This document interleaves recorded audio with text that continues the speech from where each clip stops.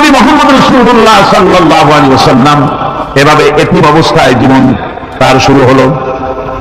যখন তিনি ফিরে এলেন 6 বছর বয়সের সময়, যখন মায়ের কাছে তিনি ফিরে এসেছেন, প্রতিদিন তিনি খেলা দেখতে যান ময়দানে। ইতিহাসের মধ্যে লেখা হয়েছে মা প্রতিদিন সন্ধ্যার সময় তাকে ফিরে পান। আজকে সন্ধ্যা হয়ে গেছে, শিশু মুহাম্মদ সাল্লাল্লাহু আলাইহি ওয়াসাল্লাম বাড়ি ফেরেন না। কারণ কি, কেন বাড়ি ফেরে না? সন্ধ্যার দিকে তিনি চলে গিয়েছেন পাহাড়িয়া ময়দানে, যে দেখেন ধুধু করতেছে, চতুর্দিকে সন্ধ্যা হয়ে গেছে, অন্ধকার হয়ে গেছে, কোনো ছেলে পেলে নাই, কেউ নাই। পাহাড়ের পাদদেশে বসে শিশু মুহাম্মদ সাল্লাল্লাহু আলাইহি ওয়াসাল্লাম কাঁদতেছেন। মা প্রশ্ন করলেন, বাবারে সন্ধ্যা উত্তীর্ণ হয়ে গেল, কেন একা একা বসে বসে কাঁদো? তিনি বলছেন, মা জি, আজ কদিন খেলা দেখতে আসলাম ময়দানে, প্রতিদিন দেখি যখন সন্ধ্যা হয়ে যায় মুরব্বী শ্রেণীর কিছু লোক আসে, ছেলেকে নাম ধরে ডাক দেয়, ছেলেরা দৌড়ে তারা বাবার কাছে চলে যায়, আর বাবা ছেলেকে কোলে নিয়ে মুখে চুমা দিয়ে বাড়ির দিকে নিয়ে যায়। আমি আজ কদিন পর্যন্ত এই ময়দানে এলাম, কোনদিন সন্ধ্যাবেলায় তো কেউ এসে আমাকে মুহাম্মদ বলে একটা ডাক দিল না। আমার আব্বা কি নাই? আল্লাহ রাব্বুল আলামিন বলেন, আলাম ইয়াজিদুকা ইয়াতীমান ফাআওয়া। এরকম এতিম অবস্থায় আমি আপনাকে আশ্রয় দেই নাই, আপনাকে আমি পেয়েছি এতিম অবস্থায়, এরপরে আমি আপনারে আশ্রয় দিলাম। ওয়া ওয়াজাদাকা দান্নান ফাহাদা। এরপরে আমি আপনাকে পথ হারা পেলাম, আমি আপনাকে পথের দিশা দিয়া দিলাম। ওয়াজাদাকা আইলান ফাআগনা। এরপরে আমি আপনাকে দরিদ্র অবস্থায় পেয়েছি, তারপরে আমি আপনার দারিদ্র মুক্ত করেছি আপনাকে। সুতরাং ফাআম্মাল ইয়াতীমা ফালা তাকহার ওয়া আম্মাস সাইলা ফালা তানহার ওয়া আম্মা বিনি'মাতি রাব্বিকা ফাহাদ্দিস। সুতরাং নবী, এতিমের প্রতি নির্মম ব্যবহার করো না, এতিমের প্রতি ভালো ব্যবহার করো, নির্মমতা দেখাইও না, আর ভিক্ষুককে ধমক দিও না, রূঢ়তা দেখিও না, আর আল্লাহর নিয়ামতের প্রশংসা করো। বহুত মানুষ আছে এতিমদের গলায় ধাক্কা দেয়। মানুষ যখন ভিক্ষা নিতে আসে, গরিব মানুষ ভিক্ষা চাইতে আসে, ওই মেয়ে আপনার কি জানো, দোয়া করির জন্য, বাড়ির এই কাজ করবা, এই সব আজে বাজে কথা বলে ভিক্ষা দেয় না। সাহেবকে ধমক দিতে রাসূল করিম সাল্লাল্লাহু আলাইহি ওয়াসাল্লাম নিষেধ করেছেন, সাহেবকে ধমক দিন। গাড়িতে বসে যাচ্ছেন সাহেব, ট্রাফিক পড়ে, যখন সিগন্যাল জন্য গাড়ি দাঁড়ায় গেল, ফকির এসেছে, হাত নাই পাও নাই, বুড়া মানুষ, একটা পয়সা বার করে না।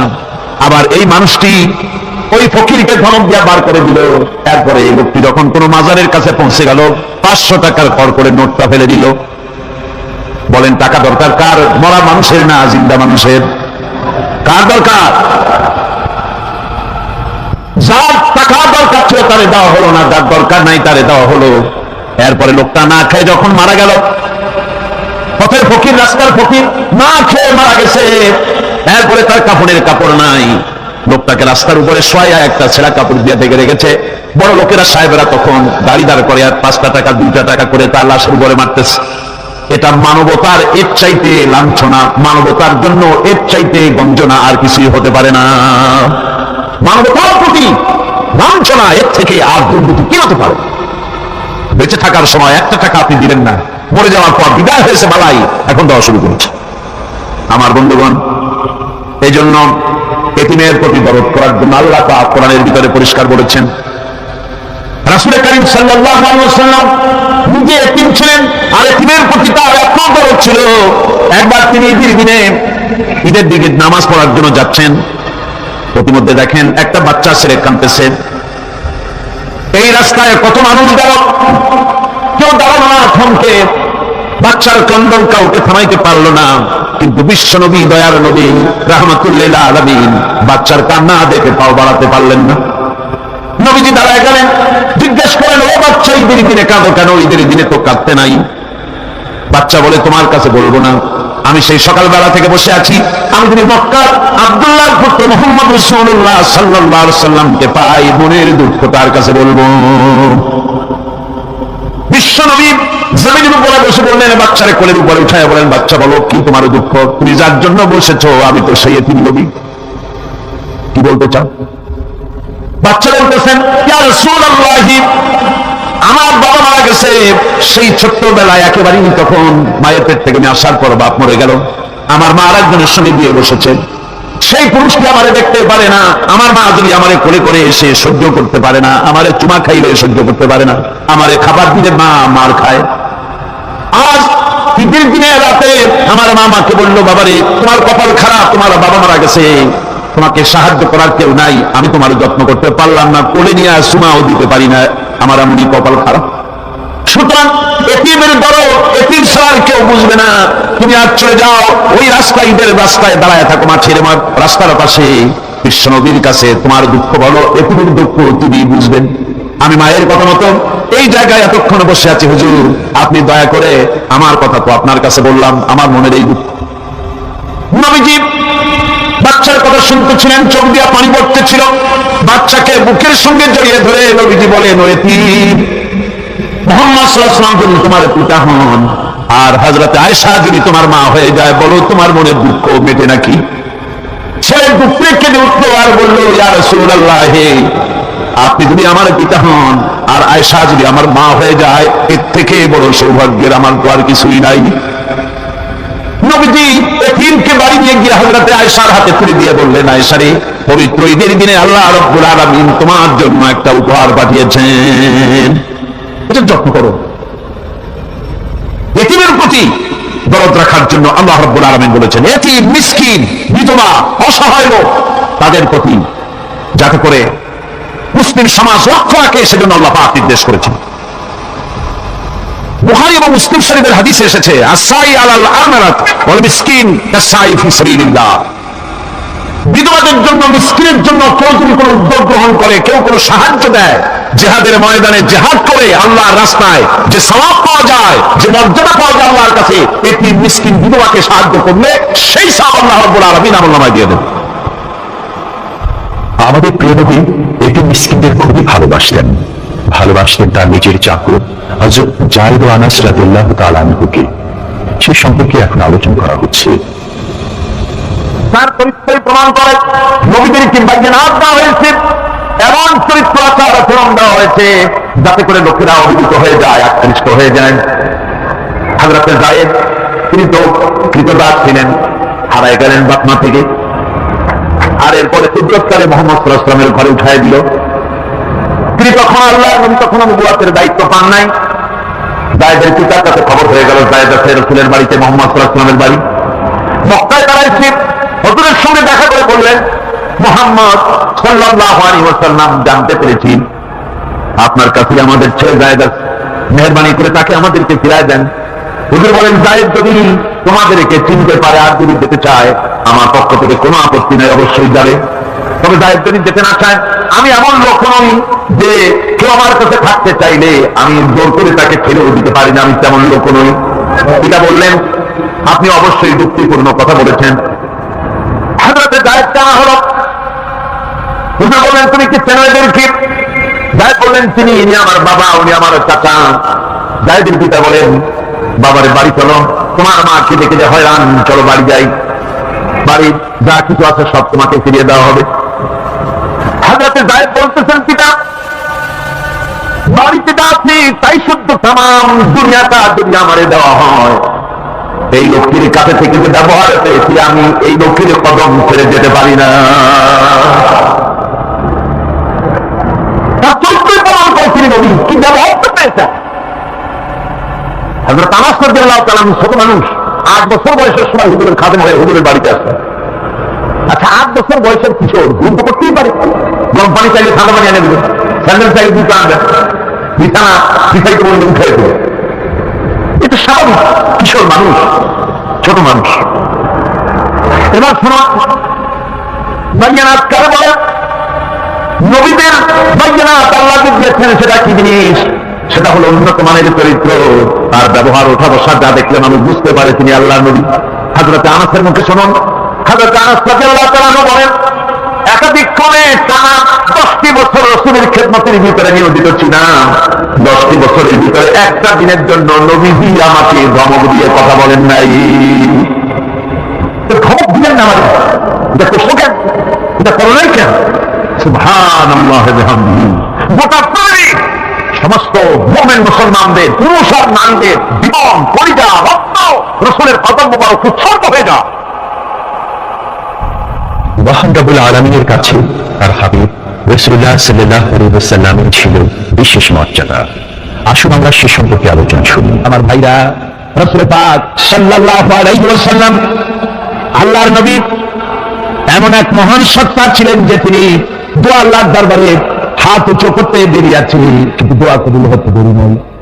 হিজরত করে মদিনায় এসেছেন, নামাজ পড়তে দিল চায়, কাবা শরীফের দিকে ফিরে যদি নামাজ পড়তে পারতাম দিলটা বড় ভালো লাগবে, কিন্তু হাত উঁচু করে মোনাজাত করতেছেন না, আল্লাহর কাছে বলতেছেন না যে আল্লাহ তুমি আমার কিবলাটা বাইতুল মুকাদ্দাস করে ফিরে যা, মক্কা শরীফে বাইতুল্লাহ দিকে ফিরে যাও, মুখে বলতেছেন না, শুধু আকাশের দিকে বারবার তাকাচ্ছেন, মোনাজাত করেন নাই।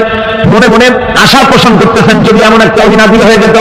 আল্লাহ রাব্বুল আলামিন সঙ্গে সঙ্গে রাসূল জোহরে নামাজ পড়তেছিলেন, 2 রাকাত পড়া হয়ে গেছে, এমন সময় অভিনাদিল হয়ে গেল, আদনা তাকান্নুবা ওয়াজহিকা ফিস সামা।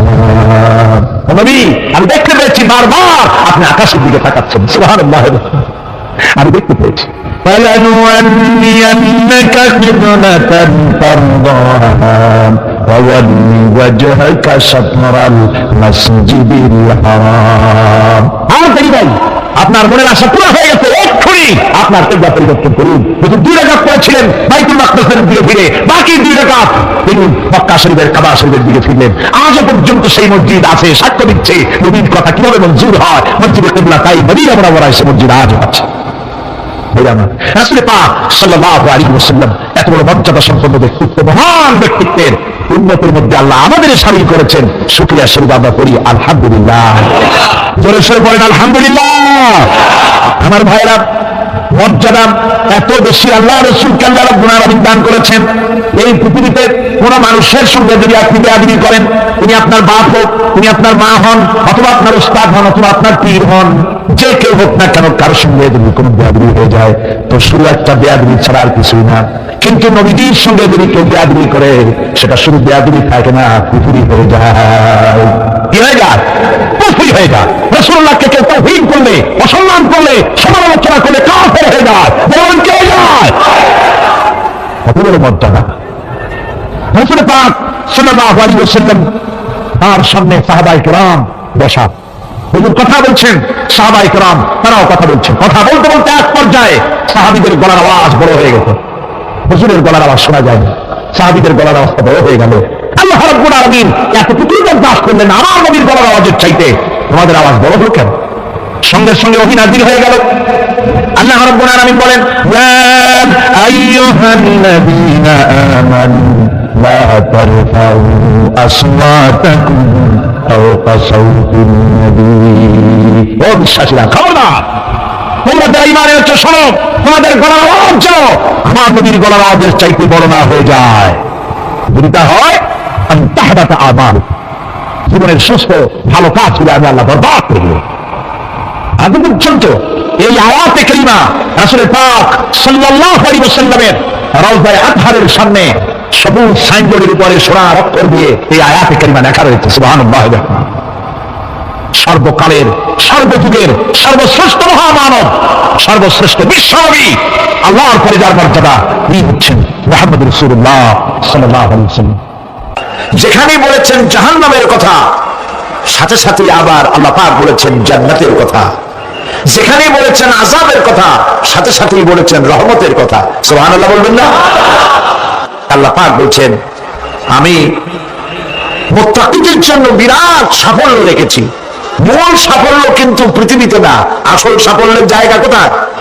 পরকালে। বলেন আসল সাফল্য কোথায়? পরকালে। কত বড় মন্ত্রী হইলেন, কত বড় ডাক সেটে নেতা হলেন, কোন দেশের প্রধানমন্ত্রী হলেন, কত টাকার মালিক হলেন, এটাই আপনার সফলতার বিফলতার মানদণ্ড নয়। আসল সাফল্যের মানদণ্ড কিয়ামতের দিন আল্লাহ রাব্বুল আলামিন আপনার সাথে কি ব্যবহার করবেন ওটার উপরই সফলতা নির্ভর করবে, বিফলতা নির্ভর করবে। প্রিয় ভাই সব, কিয়ামতের সাফল্য শুধুমাত্র মুত্তাকিদের জন্য। কাদের জন্য বলুন? মুত্তাকিদের জন্য। আরবি ভাষায় তাকওয়া বলে একটি শব্দ আছে। এই তাকওয়া শব্দের অর্থ হচ্ছে বিরত থাকা, বেঁচে চলা, সতর্ক হওয়া এবং সাবধানে চলাফেরা করা। এটার নাম হচ্ছে তাকওয়া। একটিমাত্র জিনিস যদি মানুষের মধ্যে থাকে, সে মানুষটি ফেরেশতার চাইতে বেশি মর্যাদা সম্পন্ন হয়ে যায়। আর ওই জিনিসটি না থাকলে পরে শয়তানের চাইতে লোকটি নিকৃষ্ট হয়ে যায়। বলেন তো জিনিসটার নাম কি? তাকওয়া। বলেন না নাম কি? তাকওয়া। এই তাকওয়া দিয়েই, এই তাকওয়া যার ভিতরে সৃষ্টি হয়, সে ভালো কাজ করার জন্য উৎসাহিত হতে পারে। এই জন্য আল্লাহ রাব্বুল আলামিন বলেছেন, ফাত্তাকুল্লাহা মাসতাতাতুম। আল্লাহ পাককে ভয় করো, যতটা ভয় করা সম্ভব অতটাই ভয় করো। প্রিয় ভাই সব, আল্লাহরে ভয় করুন। যারা ব্যবসায়ী ওজনে কম দিয়া প্রতিদিন 5 গ্রাম, আগে তো 6টা বলতাম আমরা, এখন কি বলে? গ্রাম, 20 গ্রাম, 14 গ্রাম। এই যে গ্রাম, 500 গ্রাম, নানান রকমের গ্রাম। এই কয় গ্রাম করিয়া জীবনে কয় মন বাঁচাবেন? কয় মন বাঁচাবেন? আরেকজন আপনার হবে কি? মাপে কম দিলেন, ওজনে কম দিলেন, খাদ্যে ভেজাল দিলেন, চাউলে ভেজাল, ঘিতে ভেজাল, তেলে ভেজাল, সমানে দিতে থাকলেন। আহারে, যাওয়ার সময়, মৃত্যুর সময় সাথে কিছু নিয়ে যেতে পারবেন? পারবেন না। এখানে আল্লাহ পাককে ভয় করুন। ব্যবসায় বরকত দেওয়ার মালিক কে? জোরে বলেন কে? আল্লাহ রাব্বুল আলামিন বরকত দেওয়ার মালিক। এটা বিশ্বাস করে আল্লাহকে ভয় করুন। ব্যবসায়ী ভাইরা নিয়োগ করুন, ওজনে কম দেব না, খাদ্যে ভেজাল দেব না, মিথ্যে কথা বলব না, এই তাফসীর শোনার দাম হবে। যারা চাকরি করেন তারা ওয়াদা করুন, সরকার যে বেতন দেয় সেই বেতন দিয়ে যেমন করে হোক কষ্ট করে জীবন যাপন করতে হলেও করব, হারাম ঘুষ খাবো না। ঘুষ খাওয়া হারাম, শূকরের মাংস খাওয়া যেমন হারাম, ঘুষের একটি পয়সাও থেকে শুরু করে কোটি কোটি টাকা পর্যন্ত তেমন হারাম। এগুলো যদি বাঁচতে পারে তাহলেই এর নাম হবে তাকওয়া। এটাকে আপনাকে বুঝতে হবে এইভাবে। পুলিশ দেখে না, এন্ট্রি করাপশন ডিপার্টমেন্ট দেখে না, গোয়েন্দা বিভাগের কেউ দেখে না, কিন্তু আল্লাহর চোখকে ফাঁকি দেওয়া যাবে না। এটার নাম হলো তাকওয়া। এই আল্লাহকে ভয় যদি করতে পারি তাহলে পরিচয় হবে মুত্তাকি। আর কোরআন আসছে মুত্তাকিদের জন্য।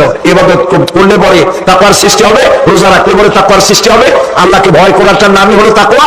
এই তাকওয়া যারা করবে, আল্লাহরে ভয় করবে, সেই বান্দাদের জন্য আল্লাহ পাক বলছেন, ইন্নালিল মুত্তাকিনা মাফাজা। এই মুত্তাকিদের জন্যই রয়েছে বিরাট সাফল্য কিয়ামতের দিন। সুবহানাল্লাহ। আল্লাহ পাক এদেরকে জান্নাত দিবেন। কি দিবেন বলে?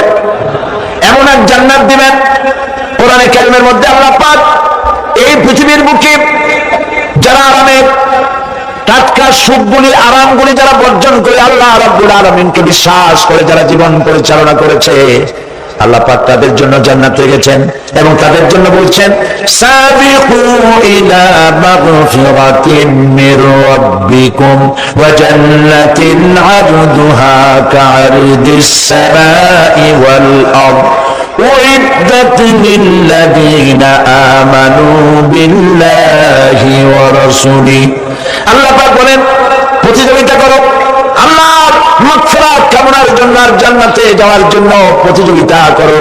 আল্লাহর রহমত পাওয়ার জন্য সৎ কাজের প্রতিযোগিতা করো, তাহলে আল্লাহ রাব্বুল আলামিন তোমাদেরকে ক্ষমা করবেন আর তোমাদের জন্য এমন জান্নাত দিবেন যে জান্নাত আকাশের বিশালতার, জমিনের বিশালতার মতো। এই বিরাট জান্নাত তোমাদেরকে দিবেন। এই জান্নাত চিরস্থায়ী সুখ এবং শান্তি জায়গা হবে। مثل الجنة التي وعد المتقون فيها أنهار من ماء غير آسن وأنهار من لبن لم يتغير طعمه। আল্লাহ পাক বলছেন জান্নাত, আল্লাহ পাক ওয়াদা করেছেন মুত্তাকিদের জন্য আল্লাহ পাক জান্নাত দিবেন, যে জান্নাতের ভিতরে রয়েছে মধুর প্রস্রবণ, রয়েছে দুধের প্রস্রবণ, রয়েছে সেখানে স্বচ্ছ পানীয় পানির প্রস্রবণ রয়েছে। এই সুন্দর জান্নাত, ঝর্ণা ধারা আল্লাহ পাক সৃষ্টি করেছেন, বাগ বাগিচা দিয়ে ভরে রেখেছেন জান্নাত। সেই জান্নাতে, জান্নাত হবে এয়ার কন্ডিশন, রোদ্রের তাপ হবে না, সেখানে রোদ্রের খরতাপ হবে না, সেখানে ঠান্ডার প্রচন্ডতা থাকবে না।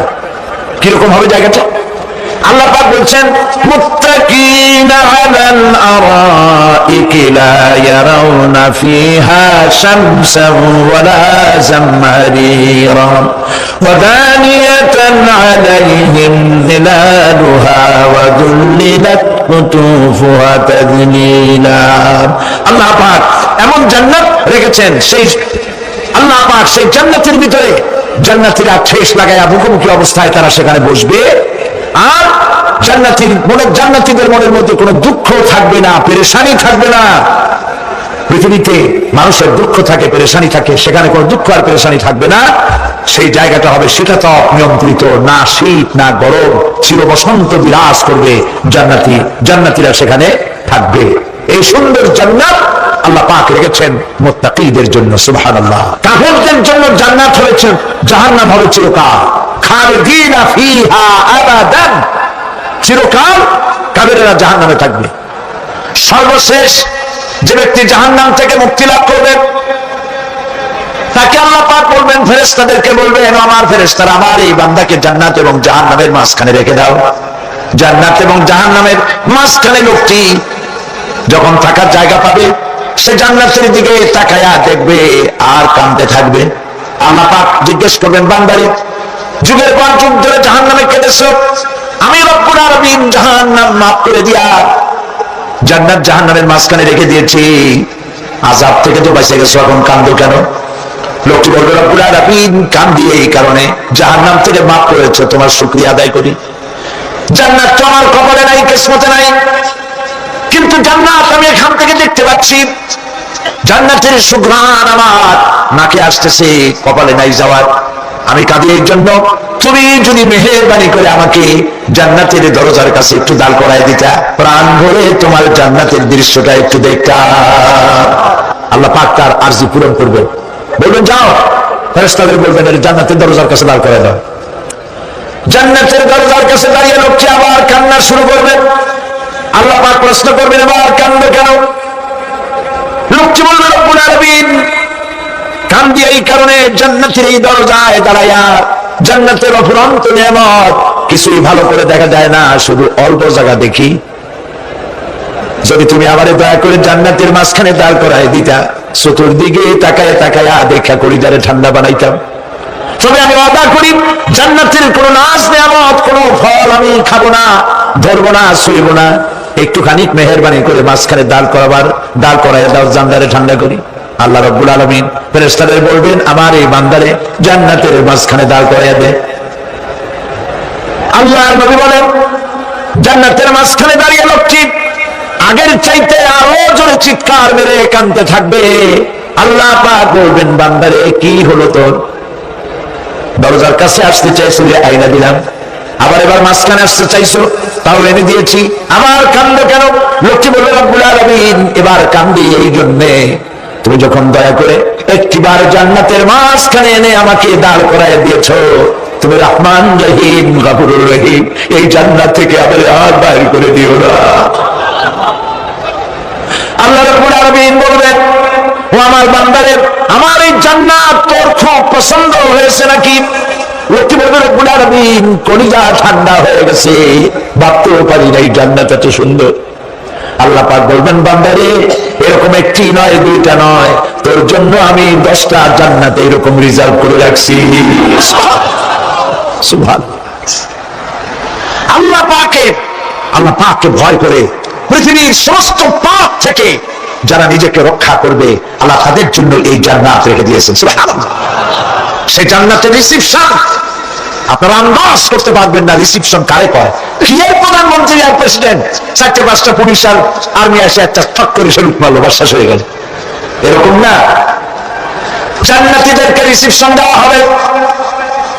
জান্নাতীরা যখন আল্লাহর হুকুমে জান্নাতের দিকে যেতে লাগবে, আর যখন জান্নাতের কাছে চলে যাবে, আল্লাহ রাব্বুল আলামিন শোনায় দিচ্ছেন, হাত্তা ইযা জাউহা ফুতিহাত আবওয়াবুহা ওয়া ক্বালা লাহুম খাযানাতুহা সালামুন আলাইকুম তিবতুম ফাদখুলুহা খালিদিন। সুবহানাল্লাহ।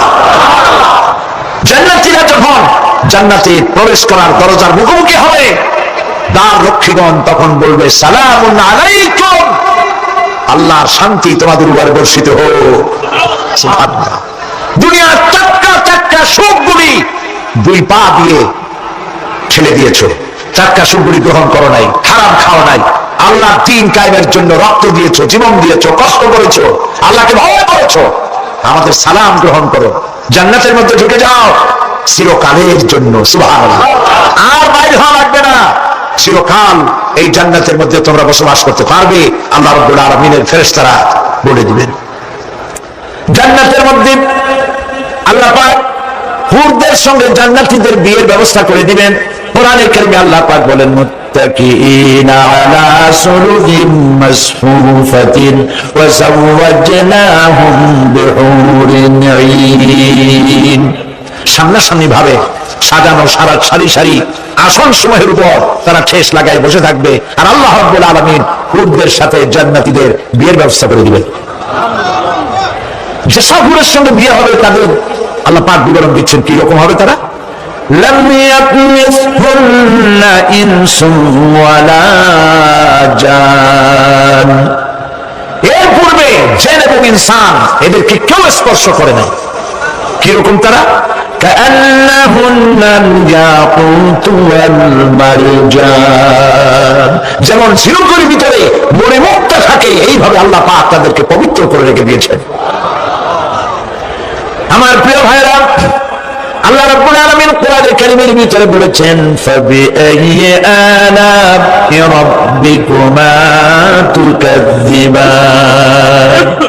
জান্নাত দান করে আল্লাহ পাক এবার জান্নাতীদেরকে সম্বোধন করে বলবেন ইয়া ইবাদি লা খাউফুন আলাইকুমুল ইয়াওমা ওয়ালা আনতুম তাহজানুন। হে আমার বান্দারা, লা খাউফুন আলাইকুমুল ইয়াওম, আজ আর কোনো ভয় নাই। সুবহানাল্লাহ, সুবহানাল্লাহ। আজ আর কোনো ভয় নাই, কোনো চিন্তাও নাই, আরামে এই জান্নাতের মধ্যে বসবাস করো।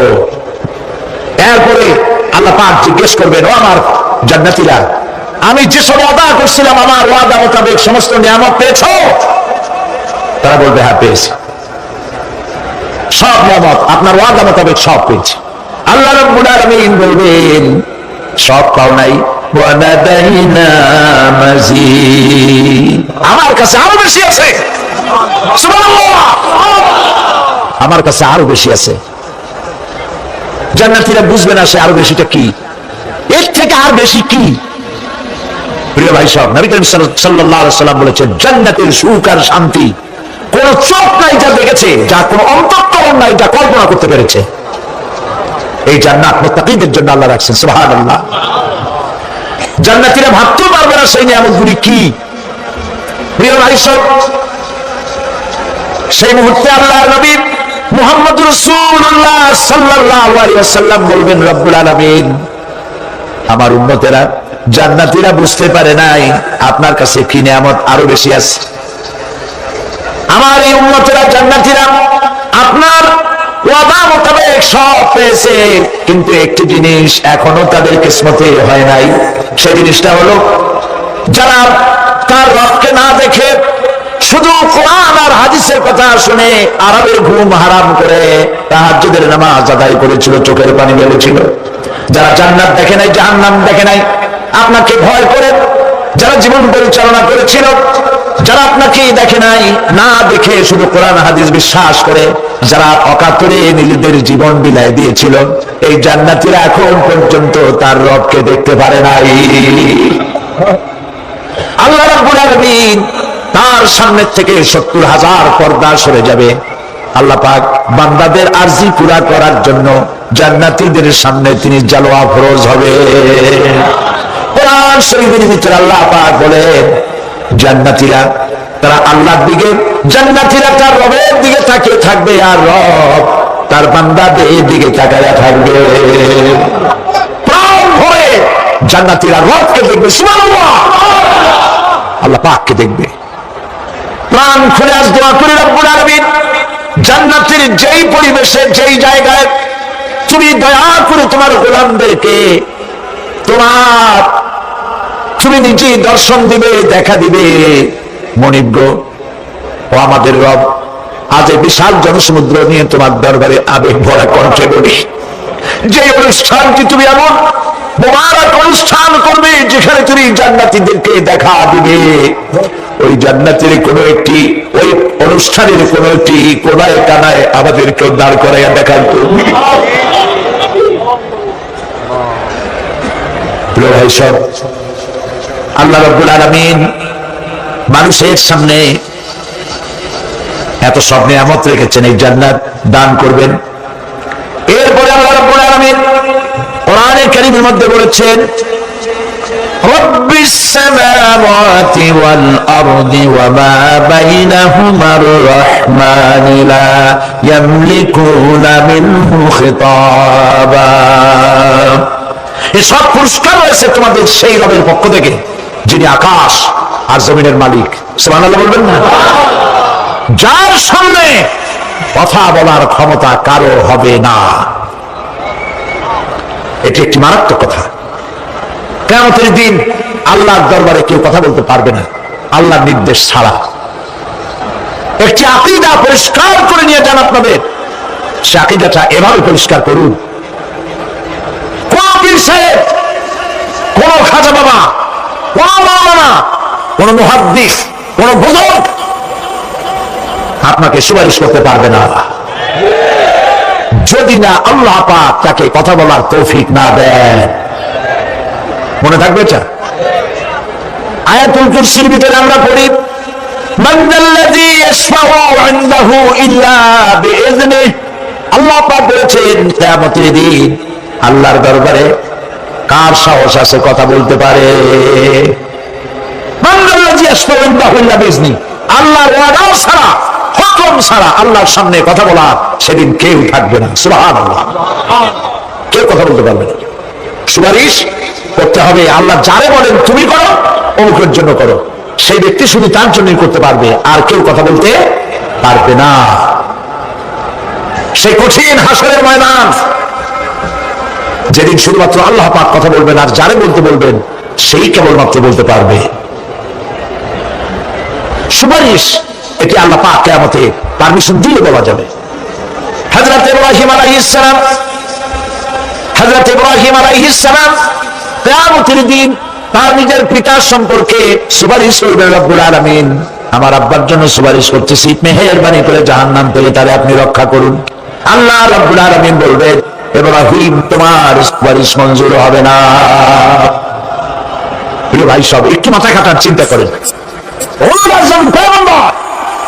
জাতির পিতা কে? জাতির পিতা চিল্লায় বলুন, কলিজা সাফ করে ফেলুন, মুসলমানদের জাতির পিতা হাফিজ আলী কেউ হতে পারে না।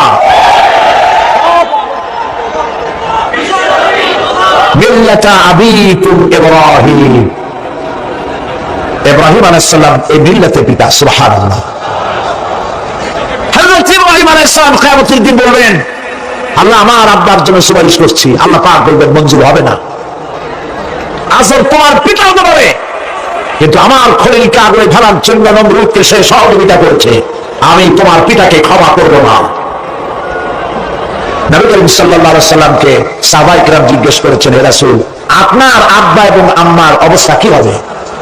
নবী করিম সাল্লাল্লাহু আলাইহি সাল্লাম কেঁদে ফেলেছেন, সাওয়াব করেছেন, আমি তাদের কোনো উপকারে আসবো না। আল্লাহু আকবার। আপনি মনে করছেন নাকি যে ইয়া নবী সালাম আলাইকা বলি অমনি নবী সুপারিশ পাবেন? এত সহজ। কতগুলো রসগোল্লা খাইবেন আর বড় একটা মিছিল করবেন আর পিছনে যাবেন। পৃথিবীর সব মানুষ সাহাবায়ে কেরাম বাদ দেন, পৃথিবীর সমস্ত মানুষ একত্রিত হয়ে আবু তালেব রাসূলুল্লাহকে যে ভালোবেসেছেন, ওর 1000 ভাগের 1 ভাগও সারা দুনিয়ার মানুষ রাসূলুল্লাহকে ভালোবাসতে পারবে? পারবে? নিজের ছেলে আলীকে, আলী রাদিয়াল্লাহু তাআলা আনহুকে আলাদা বিছানায় শোয়াইয়া ছোট্ট মানুষ হযরত আলী আলাদা জায়গায় রাখিয়া মুহাম্মদ রাসূলুল্লাহ সাল্লাল্লাহু আলাইহি ওয়াসাল্লাম এতিম মানুষ তার কলিজার সাথে বুকের মধ্যে আশ্রয় দিয়ে আগলে রেখেছেন বুক পরে। সেই আবু তালেব মৃত্যুর সময় নবী করিম সাল্লাল্লাহু আলাইহি ওয়াসাল্লাম বলেছিলেন, চাচা একটি বার আমার কানে তাওহীদের কালেমা শোনায় দেয়। আবু তালেব তার কিসমতে ছিল না কালেমা। মরে যাওয়ার পর একজন সাহাবী বলেছিলেন, ইয়া রাসূলুল্লাহ, মৃত্যুর সময় আবু তালেবের মুখ আমি নড়তে দেখেছি, তিনি কালেমা পড়েছেন সম্ভবত। রাসূলুল্লাহ সাফ বলেছেন, আমি শুনি নাই। এত ভালোবাসার পরও হাদিস শরীফে এসেছে আবু তালেব জাহান্নামে যাবে। কোথায় যাবে? জাহান্নামে। সবচাইতে কম আযাব হবে কার? আবু তালেবের। কম আযাবটা কি? হাদিস শরীফে এসেছে কম আযাব হলো জাহান্নামের আগুন দিয়ে এক জোড়া জুতা তৈরি করে আবু তালেবের পায়ে পরিয়ে দেওয়া হবে। সেই জাহান্নামের আগুনের তৈরি করা জুতার কাপে আবু তালেবের মাথার ঘিলুগুলো টকবক করে বউ পড়তে লাগবে। এত ভালোবেসে যদি কিয়ামতের উপায় না হয়, আপনি ইয়া নবী সালাম আলাইকা, ইয়া রাসূল সালাম আলাইকা আর কতগুলো জিলাপি খাইলেন, বড় একটা মিছিল করলেন। প্রিয় ভাই সব, এইসব বিদআত ছাড়ুন, এগুলো সুস্পষ্ট বিদআত। রাসূলুল্লাহকে ভালোবাসবেন, সাহাবীরা যেভাবে ভালোবেসেছেন ওইভাবে ভালোবাসুন। আল্লাহ রাব্বুল আলামিন বলেন, যালিকাল ইয়াউমুল হক ফামান শাআ ইত্তাখাযা ইলা রাব্বিহি মাআবা। এই দিনটি অবশ্যই আসবে, সেদিনটি নিশ্চিতভাবে আসবে। আর এখন যার ইচ্ছা সে তার রবের দিকে অগ্রসর হোক। إنا أنذرناكم عذابا قريبا يوم ينظر المرء ما قدمت يداه ويقول الكافر يا ليتني كنت ترابا إنا أنذرناكم عذابا قريبا। খুব নিকটবর্তী একটি আযাব সম্পর্কে আমি তোমাদেরকে সতর্ক করে দিলাম। কে বলতেছেন? আল্লাহ পাক। লক্ষ্য করুন আল্লাহ কি বলছেন। খুব নিকটবর্তী একটি কঠিন শাস্তি, আযাব, অর্থাৎ কিয়ামত, এ সম্পর্কে আমি তোমাদেরকে সতর্ক করে দিলাম। ইয়াউমা ইয়ানজুরুল মারউ মা কদ্দামাত ইয়াদা। সেদিন প্রত্যেকটি লোক যা সে পাঠিয়ে দিয়েছিল এখানে, অর্থাৎ যা করেছিল সেগুলি সে দেখতে পাবে। আর তখন ওয়ায়াকুলুল কাফিরু ইয়া লাইতানি কুনতু তুরাবা। সেই কিয়ামতের ময়দানে অবস্থা দেখে কাফেররা বলবে, আরে মানুষ না হইয়া যদি মাটি হইয়া যেতাম, যদি মাটি হতাম, যদি মানুষ না হয়ে না জন্মতাম, আজ এই হাসরের ময়দানে এখানে এই বিচারের মুখোমুখি হতাম না, মাটি হইলে বরং অনেক ভালো হতো। এই পৃথিবীতে আমরা এসেছি, চলে যাব, যাওয়ার আগে এই কোরআন একটি বিশাল জনগোষ্ঠী এমন বানাতে চেয়েছে যে জনগোষ্ঠী এই কোরআন দিয়ে একটি বিশাল সমাজ গড়বে, রাষ্ট্র গড়বে, এমন রাষ্ট্র গড়বে যে রাষ্ট্রে দুঃখ থাকবে না, অশান্তি থাকবে না, যেখানে সুখ থাকবে, সমৃদ্ধি থাকবে, আর কিয়ামতের দিন আল্লাহর জান্নাতে তারা চলে যাবে। তেমন একটি সমাজকে আমরা চাই। সবাই বলেন, সেরকম একটি সমাজকে আমরা চাই। প্রিয় ভাই সব, কিয়ামতের দিন আমরা যেতে চাই জান্নাতে। কোথায় যেতে চাই বলেন? জোরে বলেন। এই জান্নাতে যাওয়ার জন্য, এই জান্নাতে যাওয়ার জন্য দুইটা কাজ করতে হবে। কয়টা কাজ?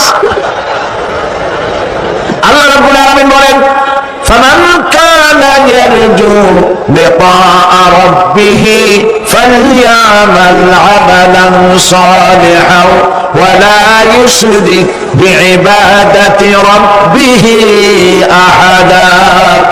আল্লাহ পাক বলেন, যে বাজারা আমার সঙ্গে দেখা করতে চাই কিয়ামতে, দুইটা কাজ করা লাগবে। বলেন কয়টা কাজ? একটা হলো নেক আমল। কি আমল বলেন? নেক আমল। নেক আমল কারে বলে? নেক আমল করতে হলে আবার দুইটা শর্ত লাগে। এক নম্বরে কাজটা করতে হবে আল্লাহরে খুশি করার জন্য। কারে খুশি করার জন্য? একটা মাদ্রাসা বানাইছি যাতে লোকেরা বলে যে বড় একটা মাদ্রাসা বানাইছে, এই জন্য মাদ্রাসা বানাবেন, মসজিদ বানাবেন, হসপিটাল বানাবেন, যা কিছু করেন নিয়ত হবে আল্লাহকে খুশি করা। নিয়ত হবে কারে খুশি করা? আল্লাহ পাককে খুশি করা। এই হলো নেক আমলের প্রথম শর্ত। কাজ হবে আল্লাহকে খুশি করার জন্য। দুই নম্বরে কাজটি হতে হবে সুন্নতে নববী সাল্লাল্লাহু আলাইহি ওয়াসাল্লামের উপরে। মনে রাখবে, দাড়ি রাখবো কেন রাখবো? রাসূলের সুন্নাত। রাখবো কারে খুশি করার জন্য? আল্লাহকে খুশি করার জন্য। রাখবো কার মতো? রবীন্দ্রনাথের মতো, কার্ল মার্কসের মতো, কবির মতো নয়। রাখতে হবে কার মতো? নবীর মতো। বুঝলেন? কাজটা হতে হবে আল্লাহকে খুশি করার জন্য।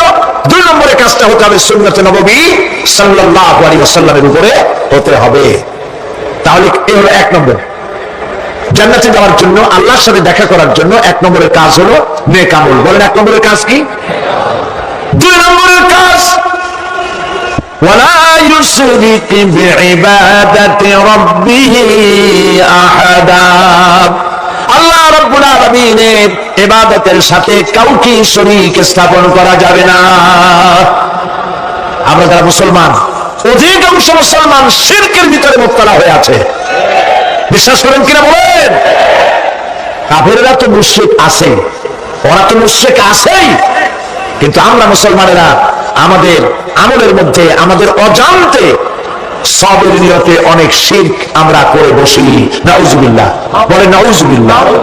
এই জন্য আমি বারবার সতর্ক করি, নিজেকেও করি, আপনাদেরকেও করি। এই কারণে করি, শিরকের গুনাহ আল্লাহ মাফ করবেন না। ইন্না শিরকা লাযুলমুন আযীম। শিরক মস্ত বড় জুলম, আল্লাহ মাফ করবেন না।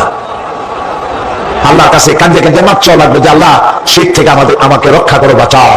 অনেক গোপন শিরক আছে।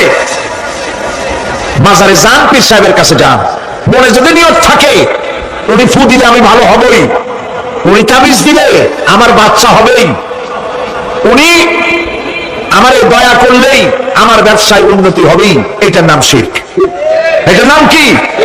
ওয়াইজা সাআলতা ফাসআলিল্লাহ ওয়াইজা ইসতাআনতা ফাসতাইন বিল্লাহ।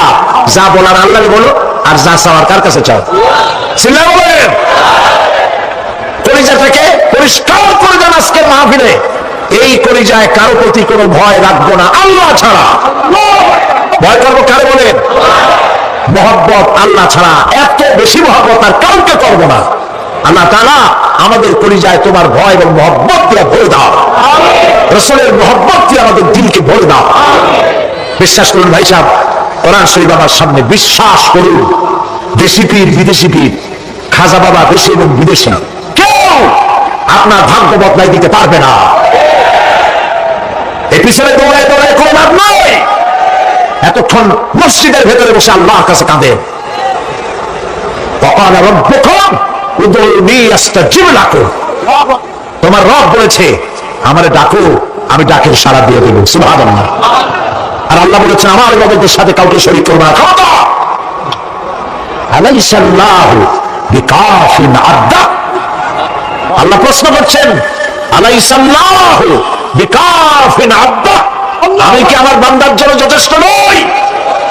চিল্লায় বলুন অবশ্যই যথেষ্ট। আমার বলুন অবশ্যই যথেষ্ট। কলিজা সাফ করে ফেল।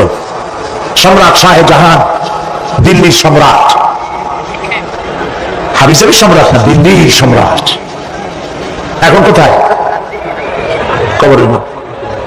কবি বলতেছেন, শাহনে জাহাं को जिन्हें फक्र से देते थे बाज, शाहने जहां को जिन्हें फक्र से देते थे बाज, वाज कब्र में है सूरह अलहम्दु की मोहताज।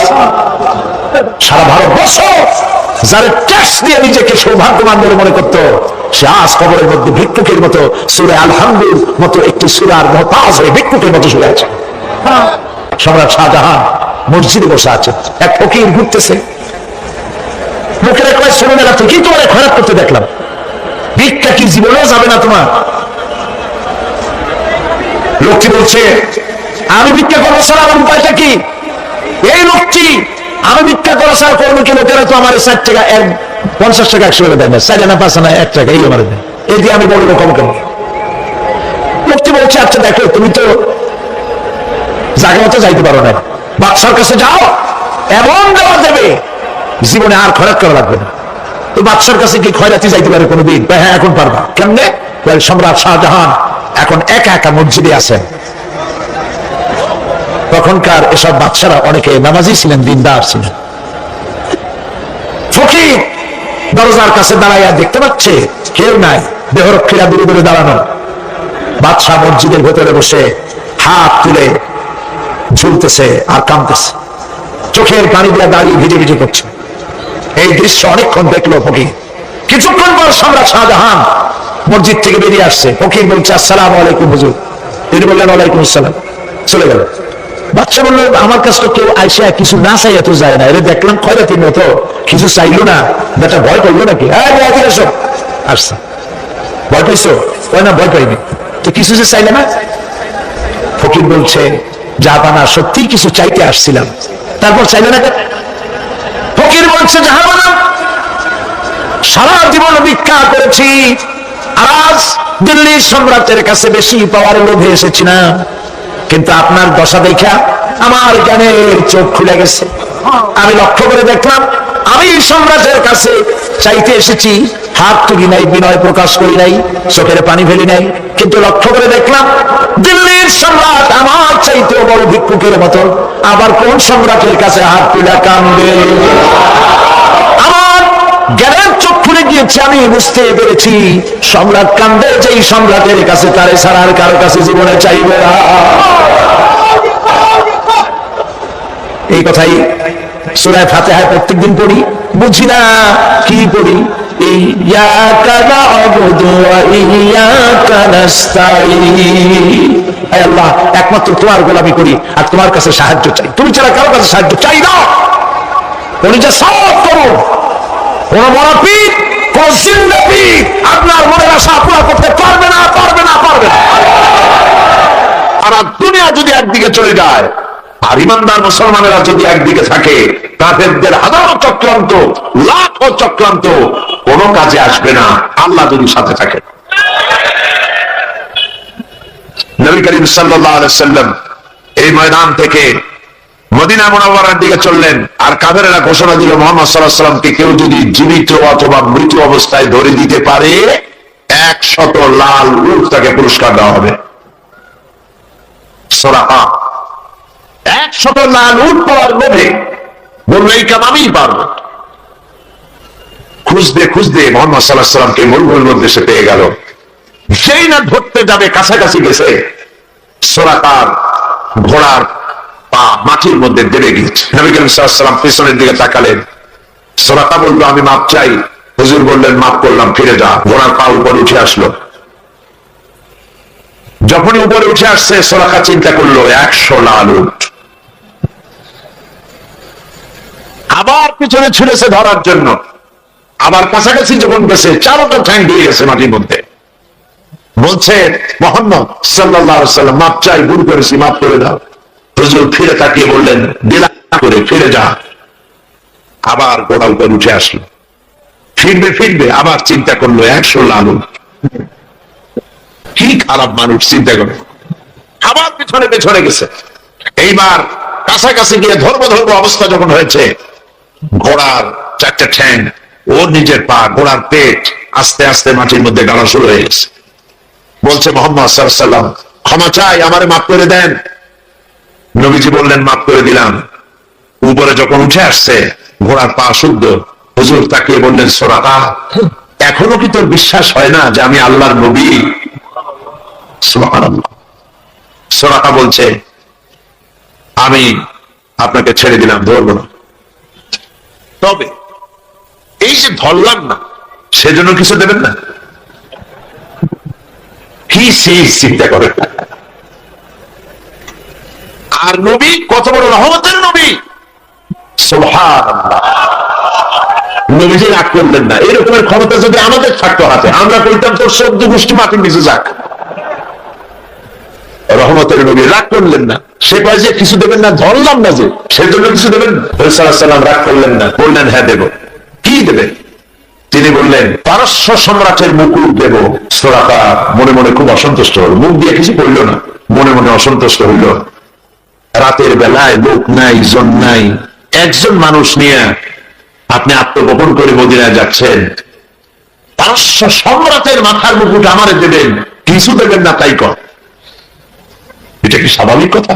তখনকার যুগের সুপার পাওয়ার। এখন যদি এই মঞ্চে দাঁড়ায় কেউ বলে যে আপনি আমার এই কথা যদি শোনেন, তাহলে হোয়াইট হাউসের চাবি আপনার আমি দিয়ে দেবো, ওইখানে আপনি ঘুমাবেন গিয়ে, তাহলে ওই লোকটার মস্তিষ্ক সম্পর্কে আপনারা সকলে চিন্তা করবেন, বেচারাকে তাড়াতাড়ি হেমায়তপুর পাবনায় পাঠায় দেওয়া দরকার, ঠিক কিনা? কেউ চিন্তা করেছে যেটা কেমন কথা? পারস্য সম্রাটের মাথার মুকুট আমার দিলে একটা কথা হইল, তিনি চলে গেলেন, মুখ মলিন করে চলে গেলেন। নবী করিম সাল্লাল্লাহু আলাইহি ওয়াসাল্লাম মদিনায় এলেন, ইসলামের রাষ্ট্র প্রতিষ্ঠা করলেন, ইন্তেকাল করলেন। আবু বকর রাদিয়াল্লাহু তাআলা ক্ষমতা এলেন, ইন্তেকাল করলেন। সুরাকাস বুড়া হয়ে গেছে, চুল দাড়ি পাকা সব সাদা হয়ে গেছে। এবার ক্ষমতায় হযরতে আমিরুল মুমিনিন খলিফাতুল মুসলিমিন ওমর ইবনুল খাত্তাব রাদিয়াল্লাহু তাআলা আনহু। পারস্যের সঙ্গে যুদ্ধ হলো। এই যুদ্ধে পারস্য মুসলমানদের হাতে দখল হয়ে গেল। গনিমতের মাল এলো, সোনা দানা হীরা জহরাত অস্ত্রপাতি সব গনিমতের মাল এসে খলিফার সামনে হাজির। খলিফা বসে তাকিয়ে দেখছেন সম্পদের ভিতরে যত গনিমতের মাল এসেছে তার মধ্যে হীরা মণিমুক্তা খচিত পারস্য সম্রাটের মাথার মুকুট ওমরের পায়ের কাছে এসে হাজির। হযরত ওমর রাদিয়াল্লাহু তাআলা আনহু বললেন, কে আছো? চলে যাও, সুরাকাকে ডেকে নিয়ে এসো। সুরাকাকে ডাকা হলো। হযরত আমিরুল মুমিনিন ওমর রাদিয়াল্লাহু তাআলা আনহু সুরাকাকে ডাকতেই বললেন, সুরাকা বুড়া মানুষ, কোমর সোজা করে হাঁটতে পারে না, চুল পেকেছে, দাড়ি পেকেছে। বুড়া সুরাকা হযরত ওমরের সামনে যখন দাঁড়ায় গেছেন, ওমর রাদিয়াল্লাহু তাআলা আনহু পারস্য সম্রাটের মাথার মুকুটটা নিয়ে সুরাকার মাথার উপরে পরায় দিয়া বললেন, সুরাকা, আল্লাহর নবীর ওয়াদা কোনোদিন মিথ্যা হয় না। নবী করিম সাল্লাল্লাহু আলাইহি ওয়াসাল্লাম মদিনায় প্রবেশ করছেন। আল্লাহ রাব্বুল আলামিন নবীজিকে বললেন, একটা দোয়া পড়ার জন্য বললেন।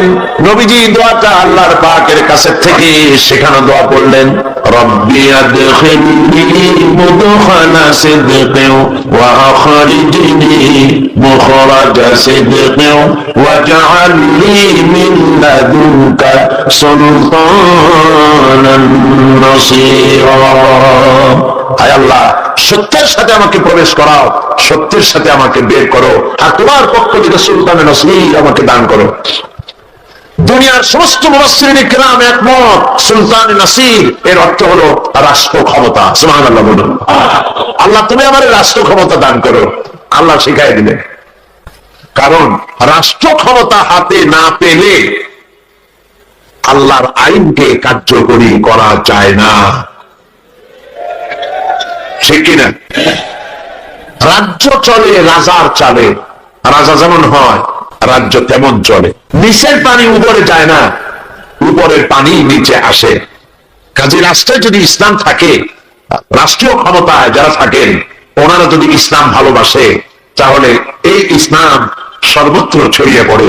আর যদি রাষ্ট্র ক্ষমতায় যারা থাকে তারা যদি ইসলাম বরদাস্ত করতে না পারে, নবী করিম সাল্লাল্লাহু আলাইহি ওয়াসাল্লাম রাষ্ট্রীয় ক্ষমতা হাতে নিলেন, কোরআনের আইন চালু হয়ে গেল, চুরি বন্ধ হলো, ডাকাতি বন্ধ হলো, জিনা বন্ধ হয়ে গেল। আল্লাহর নবী বললেন, খায়রুল কুরুনি কারনি, সর্বশ্রেষ্ঠ যুগ আমার যুগ, সোনার যুগ। মানুষের খাওয়ার অভাব নাই, পড়ার অভাব নাই। প্রেসিডেন্ট 12.5 লক্ষ বর্গ মাইল এলাকাতে নবীজি নিজেই রাষ্ট্র রেখে গেছেন। আজকে ওমর রাদিয়াল্লাহু তাআলা আনহু রাষ্ট্রপ্রধান। সুবহানাল্লাহ করেন না? উট চড়াইতো, মেষ চড়াইতেন যিনি, আজকে তিনি রাষ্ট্রপ্রধান। অর্ধেকটা পৃথিবীর প্রেসিডেন্ট। একটার পর একটা রাজ্য জয় হচ্ছে। রোম সম্রাট তার বর্ষিয়ান গোয়েন্দা বিভাগের প্রধান তাকে পাঠায় দিল, দেখো তো অবস্থা তো কাহিল মনে হয়, ক্রমেই যেভাবে রাষ্ট্র দখল হচ্ছে ইসলামের হাতে, কবে না জানিয়ে আমার রোমও চলে যায়, কবে না জানিয়ে আশেপাশের দেশগুলিও চলে যায়। দেখে আসো ওমরের সিংহাসনটা কেমন, সেনাবাহিনী কেমন, তার স্বাস্থ্য কেমন, লোকটা কেমন। দেখো, গোয়েন্দা বিভাগের প্রধান গেলেন কারে দেখতে? ওমর রাদিয়াল্লাহু তাআলা। মদিনায় অনেকদিন হেঁটে আসছে না কিসে আসছে আল্লাহই জানে, তখনকার যে পদ্ধতি ছিল ওইভাবে আসছে। আয়েশা মদিনায় ঢুকে জিজ্ঞেস করছে, আইনা মালিকুকুম, তোমাদের রাষ্ট্রপ্রধান, তোমাদের রাজা কোন? সাহাবায়ে কেরাম জবাব দিলেন, আমাদের জন্য কোনো রাজা হয় না, বাল্লানা আমির, আমাদের জন্য একজন আমির হন। সে আমির হচ্ছেন ওমরে ফারুক রাদিয়াল্লাহু তাআলা আনহু। গোয়েন্দা বিভাগের প্রধান বললেন, আমি তার সঙ্গে দেখা করতে চাই, তার সিংহাসন কই? ওনারা বললেন, ওনার কোনো সিংহাসন নাই, আমাদের সাথে মসজিদে এক জায়গায় বসে, আলাদা কোনো চেয়ারও নাই, বালিশও নাই, খাতাও নাই, এই এমনি আমাদের মাঝেই বসে। কোথায় তিনি? তারা জবাব দিলেন, কোথায় তো ঠিক করে বলতে পারবো না, তবে শুনেছি ওনার উট হারায় গেছে, উট তালাশ করতে গেছে। গোয়েন্দা বিভাগের প্রধান তো আকাশ থেকে পড়ার কাজ, উট হারায় গেছে, তোমাদের তো চাকরি কারো থাকার কথা না, তোমরা তো উট হারায় গেছে আর উট তালাশ করতে গেছে। আমিরুল মুমিনিন, অর্ধেকটা পৃথিবী দখলকারী যিনি প্রেসিডেন্ট, সারা দুনিয়া কাঁপে, যার নাম শুনিয়া উট হারায় গেছে, তালাশ করতে গেছে, আশ্চর্য কথা কয় কি? আচ্ছা কোন দিকে গেছে? বললো যে গোয়েন্দা বিভাগের লোকটি হাঁটতে লাগলো, কোথায় দেখা হয় আল্লাহ জানে। কিছু দূর হেঁটে যাওয়ার পর দেখেন একটা গাছের তলায় একটি লম্বা লোক শোয়া, উট একটা বাধা, গাছের তলায় শোয়া, চাদর নাই, বালিশ নাই, হাত মাথার তলে দিয়ে শুয়ে আছেন। সূর্য ঝরে যাওয়ার কারণে গাছের ছায়া সরে গিয়েছে, সূর্যের তাপে মাথার ঘাম, শরীরের ঘাম দিয়ে বালু ভিজতেছে। একজন পরিচয় করে দিলেন, ইনি আমিরুল মুমিনিন।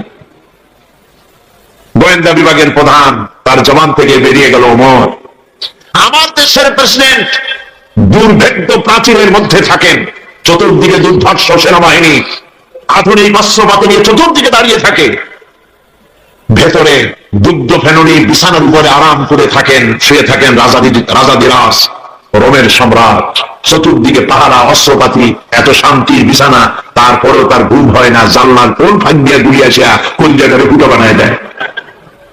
তুমি ওমর, প্রত্যেকটা পৃথিবী তোমার হাতের মুঠোয়, তোমার একটা বডিগার্ড নাই, তোমার বিছানা নাই, বালিশ নাই, নির্বিঘ্নে নিশ্চিন্তে মুখ বাঁধে রেখে তার পাশে শুয়ে আছো, কারণ তুমি জনগণের অধিকার আদায় করেছো, জনগণকে গণতন্ত্র দিয়েছো, জনগণের খাওয়ার পরাগ দিয়েছো, জনগণকে বিশ্বাস করেছো, ভালোবেসেছো, তাই তোমার নিরাপত্তার দায়িত্ব গোটা জাতি গ্রহণ করেছে। এটা হলো ইসলাম, এটা হলো ইসলাম। আর যদি জনগণের উপরে খারাপ ব্যবহার করা হয়, যিনি খারাপ ব্যবহার করেন তিনি বুঝতে পারেন ক্ষমতা যখন থাকবে না তখন আমার আর উপায় নাই, সেজন্য সেনাবাহিনীর নিরাপত্তা ছাড়া চলার পথ নাই, তখন নিরাপত্তার দাবি ওঠে। কিন্তু আল্লাহর পথের পথিক যারা, তাদের এগুলির প্রয়োজন হয় না, সুবহানাল্লাহ। কারণ তারা জানে হায়াতের মালিক, মওতের মালিক কে? জোরে বলেন কে? আল্লাহ সুবহানাল্লাহ। বন্ধুগণ, কোরআনে কারীমে আল্লাহ পাক বলেন, وعلى الله قصد السبيل ومنها جائر ولو شاء لهداكم أجمعين। সোজা রাস্তা বলে দেওয়ার দায়িত্ব আমি আল্লাহ। আল্লাহ পাক সহজ সরল রাস্তা বলে দেওয়ার জন্য নবীদের পাঠালেন, নবীরা ক্ষমতা এলেন। আল্লাহ নবী ক্ষমতা এসে নিজের ক্ষমতার পরিধি, নিজের বাড়ি ঘরের সৌন্দর্য বাড়ান নাই, নিজের জায়গা জমি বৃদ্ধি করেন নাই, একটা বিছানা পর্যন্ত ছিল না।